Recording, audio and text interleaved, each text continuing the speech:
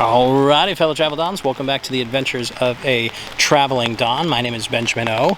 It's a bit of a rainy day, as you can see, having this umbrella, but we are just outside of Charlottesville, Virginia, and we're going to be doing a tour of the area around Monticello.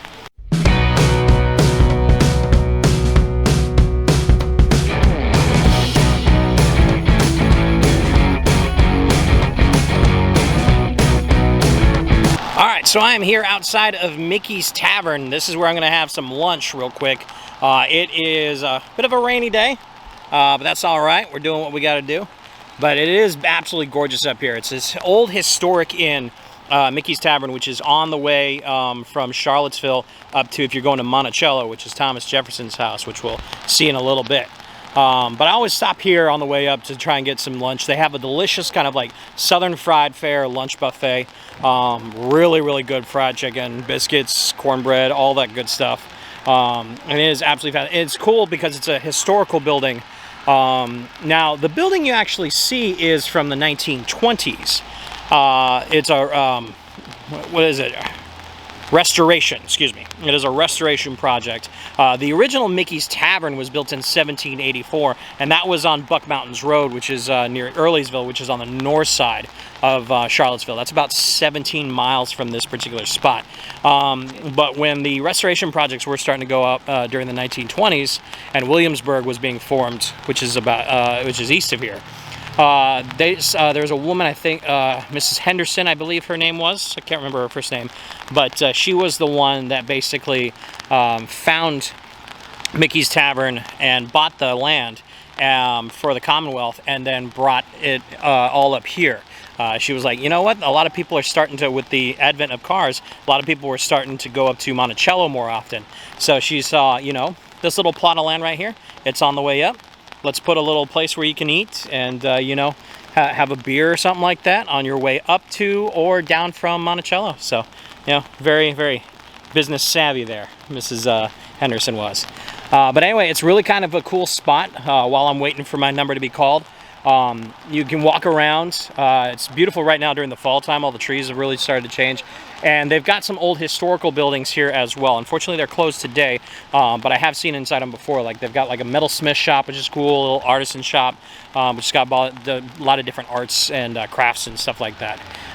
But it is a fantastic spot and a lot of history about both Michie's Tavern, where it was and where it is now. And then, of course, the whole area as well. You can find out a lot of history about that. So dates back to the Revolutionary times. So really cool. Really cool. All right, so lunchtime is served. We're going into what's called the Ordinary, which is basically what they used to call a restaurant back in the day. So, but anyway, in we go.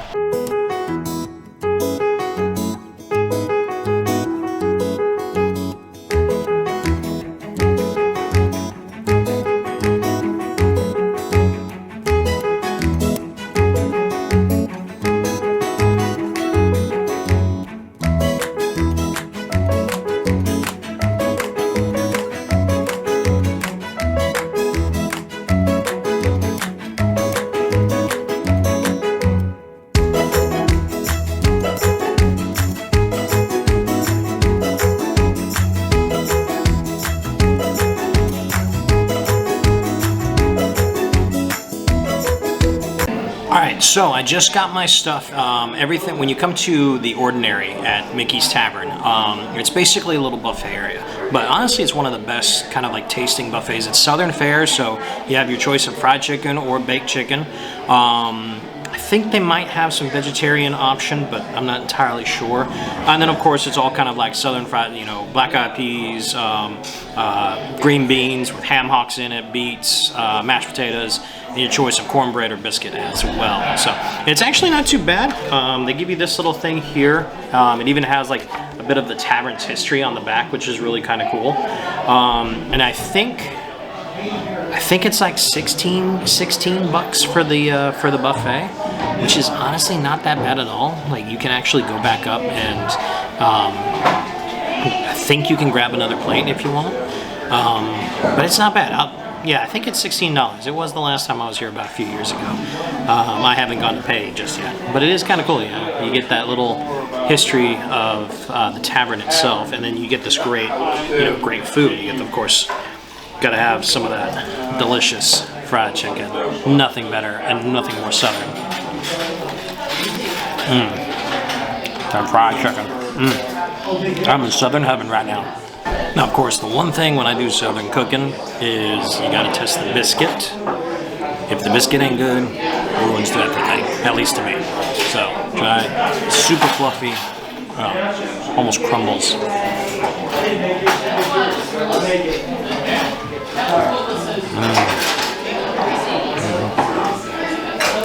Not good for gluten-free people, but boy, oh boy. I love biscuits, and they make some awesome biscuits here. So, well done, Ordinary and Michie's Tavern. So a cool spot that they have here as part of Michie's Tavern is, of course, the tavern area that you can see as well. So this is like the tap room where you can come in. I think it's Fridays and Saturdays from like 3:30 to 7. It's only specific times. But they'll open up the tap room, and you can get your stuff in there. And then you can kind of come out through, and you have a couple different spots where you can kind of sit, relax, have your beer, have your wine. And it kind of, you get that old, like, style feel, late 18th century, what it must have been like to be here in a, country inn at a tavern. And, just talking about the politics of the day, or, how was the harvest, stuff like that. So it's actually really, really cool. I love historical stuff like this, and particularly when it is around, revolutionary times, which is pretty close to where this was built. But it's really, really cool.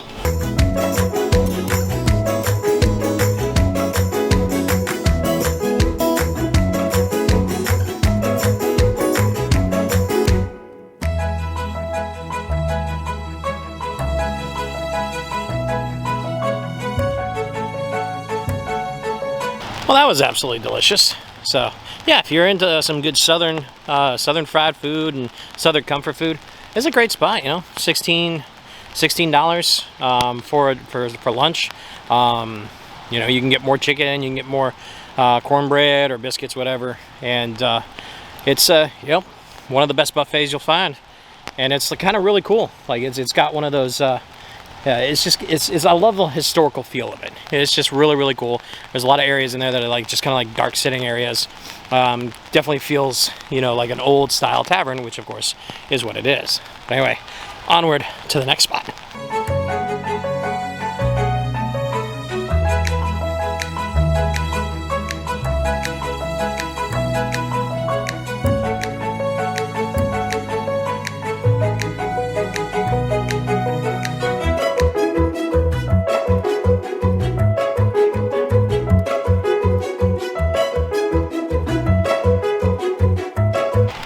All right, so behind me is actually a little bit of a very little known spot here at Monticello. It's off of the where the parking lots are, but it's a kind of like a fenced off area, and this is the African American burial grounds. This is a burial ground that excavators, I think in 2001, found a number of bodies to a point where it's like, well, that couldn't have been the family, and they did DNA stuff and all that kind of stuff, and they found that they had markers that basically matched those people from Africa and whatnot. So this is basically where many slaves were buried when they died. I think the number that they found up into this particular area is about 40 of them. It is kind of humbling and sad. It is a beautiful little spot. It's got several great trees that are kind of growing throughout. But it is it's a testament to our own original sin in the country of the United States, which of course was slavery, and the fact that there are no marked graves here, unlike I'm sure the Jeffersons had, and many others that weren't slaves did. But even so, I like the fact that they're actually dedicating a spot like this plot of land, and where they're looking for others now, and I'm sure they'll dedicate those areas as well to being protected, and yeah, and also having little plaques that tell the history of an enslaved people that you know, didn't have representation back then. So, but it is a cool little kind of like side spot from Monticello, which is really nice.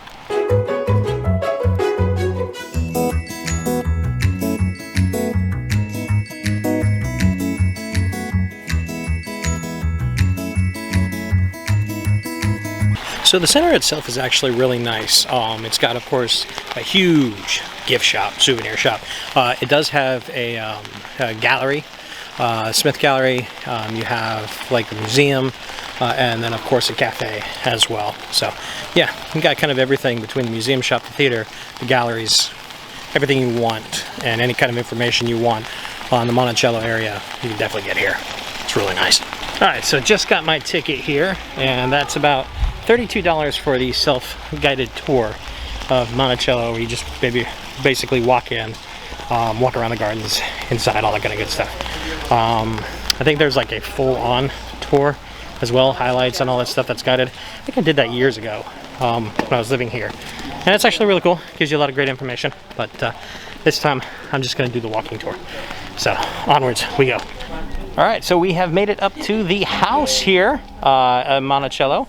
Finally starting to let up on the rain, but it's yeah, it's a really cool, beautiful old building. Home of Thomas Jefferson, one of the founding fathers, right out of the Declaration of the Independence, and third president of the United States. Actually took about 40 years, I believe, to fully finish Monticello as at least the building and estate, mainly because Thomas Jefferson kept changing his damn mind all the time.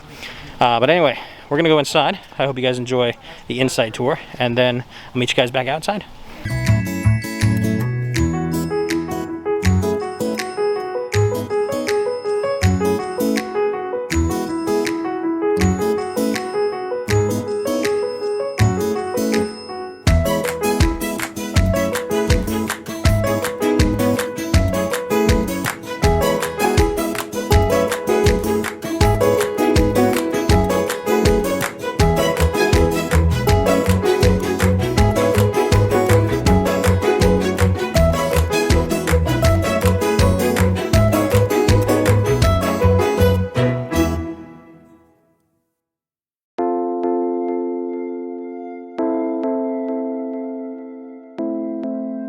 All right, so back outside, and yeah, just that was actually really kind of cool. I love the inside area.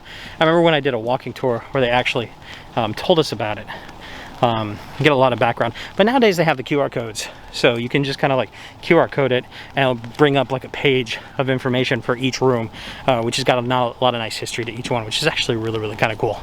Particularly that library there. When you looked at that, the books that had like partial covering were like period pieces, but they weren't the ones that Jefferson himself had. But the ones that were fully behind airtight glass, those are ones that Jefferson did own himself, which was actually really kind of cool to see that history. But anyway, let's hit the gardens and enjoy it.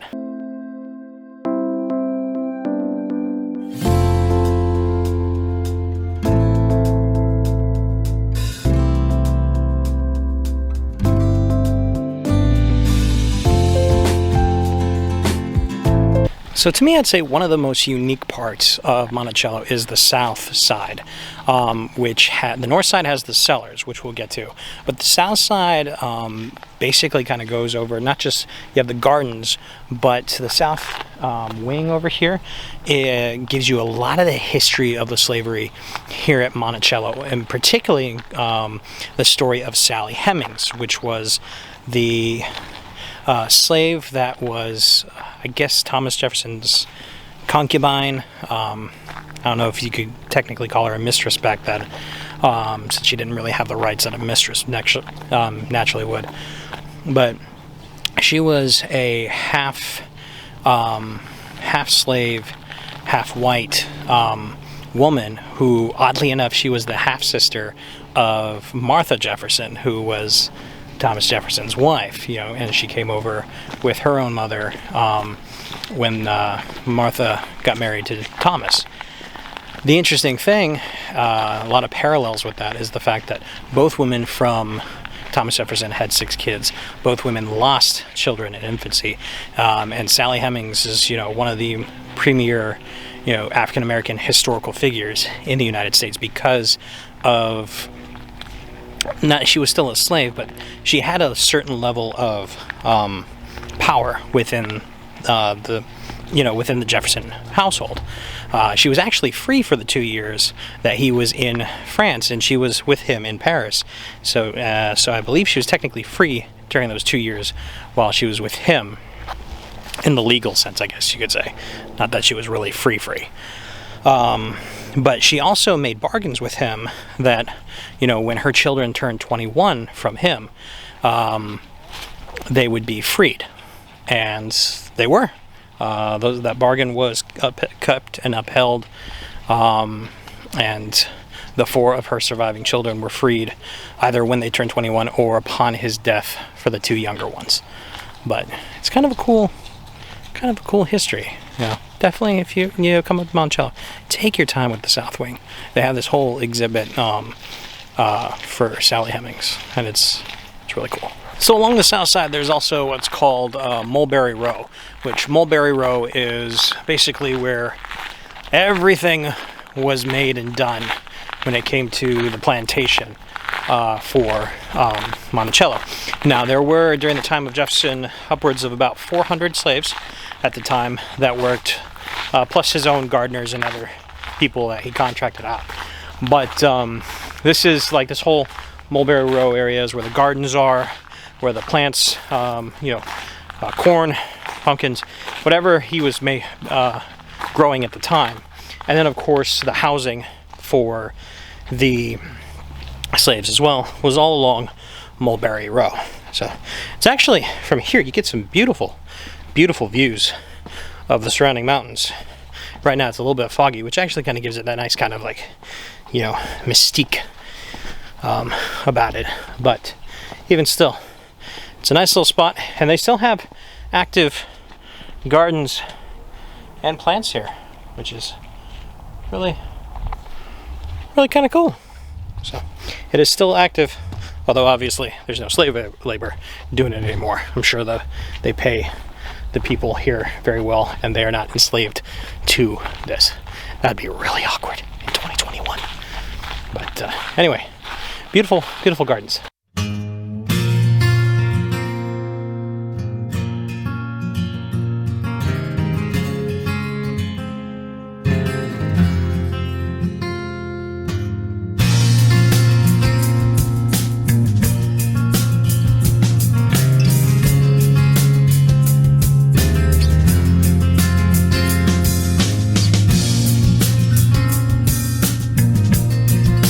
Oh, found the storage cellar. If you needed some beer or wine, you come down in here. Shh. Don't tell Tommy that I'm going to take one of those little wine bottles. So, but it's actually really kind of cool. I wonder how much barrels of ale and wine they kept at hand at all times. I figure slaves probably didn't get a whole lot of it, so I'm guessing just enough for the family. So, this is cool. Check this out, guys. Another part of the storage facility. This is, specifically the wine cellar. Oh, I know many of people that would love this. Very nice. Wine cellars for the win. All right, well, that was fun. Absolutely love all that historical stuff. Definitely beautiful, beautiful grounds, beautiful buildings. Thomas Jefferson definitely did a heck of a job with the creation of it, at least with the architecture part, and then of course all those that helped create it, both free men and slaves as well. You have to give them their props for all of that. But yeah, you ever get a chance to come out in Charlottesville, definitely take the trip up to Monticello. It is worth it, and try to come during the fall time when you start getting those leaves. Oh, it's gorgeous. For $32, that wasn't a bad investment at all. Like, if you're big into history for that, and they don't put a time limit on going there, so you can kind of stay as long as you want. at least until it's time for the last bus to go down. And even then, I don't think you have to take the last bus, but you do have to leave the grounds once they close, because you can just take the trail. There is a trail, walking trail, up as well if you don't want to take the bus, or you want to see Thomas Jefferson's grave and other points along the trail. That's actually a really cool way to do it. So, all right, so the third point and last point that we're doing today is going to be Carter Mountain. So on we go.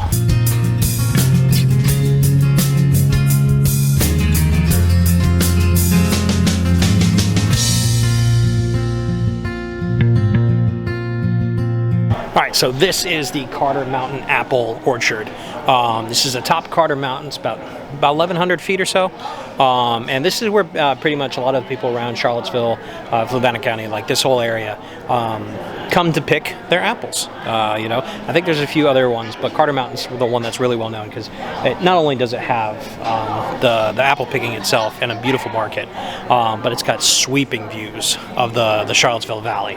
And then, of course, there's also a wine tasting room up here as well. So kind of get a little bit of both worlds. But I am here on a specific mission to get my apple cider donuts and maybe taste some wine.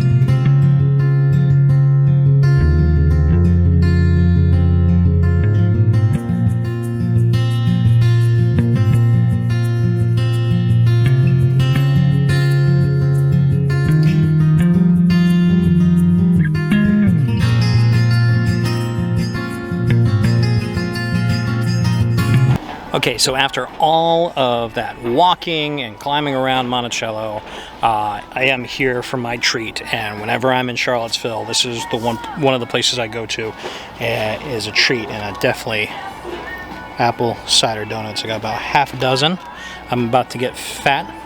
Actually, no, I'll probably have two now with my my wine tasting, and then of course we'll save the rest for the road trip going forward since I leave Charlottesville. But these are their own homemade apple cider donuts. They make these every day. And let's give these a try.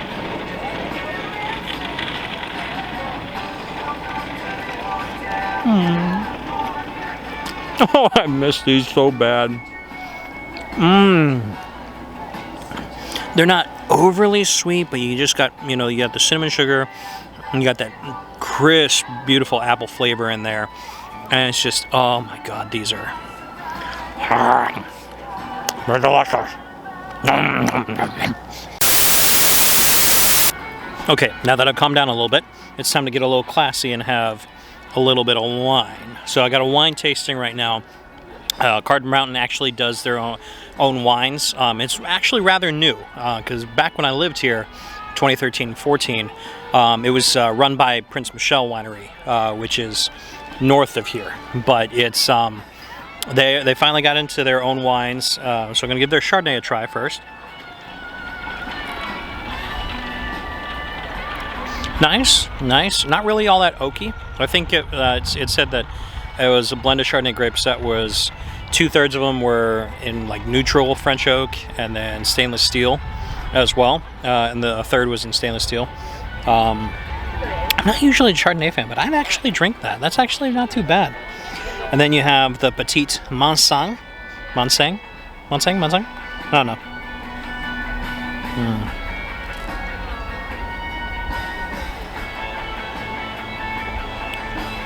A little more acidity to that one. It's nice, but there's a little bit more acidity to that particular one. All right, so we'll try their little rosé.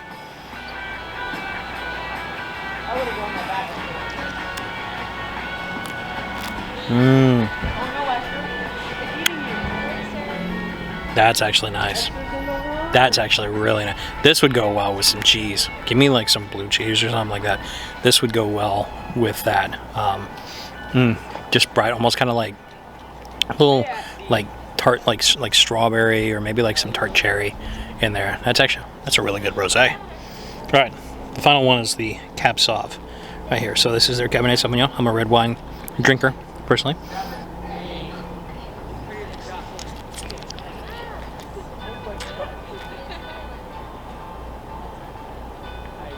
Ooh, smooth. Not the body of like deep, rich flavor I'm used to with the Cab Sauv, but it's a very, very smooth, mildly tannic on the back end. So you do have that kind of that feeling after you drink it, but that's easily drinkable. That's actually really nice. Really, really nice. Well done, Carter Mountain. They do apples really well. They do apple cider vinegar, or not apple cider vinegar, apple cider. And then, of course, they do the apple cider donuts, which is their big thing. But their wine came out pretty well. Well done, guys. All right, guys, that was the Monticello Trail just outside of Charlottesville. If you're ever in Charlottesville, definitely make this trek up and do out that trio that I just did. Of course, Monticello itself is a fantastic historical venue. And then, of course, Michie's Tavern, great place for lunch. And then here at Carter Mountain, finish it off. Come get a hot apple cider, come get some wine, and then definitely don't pass up on those donuts. So guys, thank you very much, Travel Dons. If you haven't already, subscribe to the channel, give us a like, give us a comment. We really appreciate that. And I will see you guys on the next adventure. All right, fellow travelers, peace out.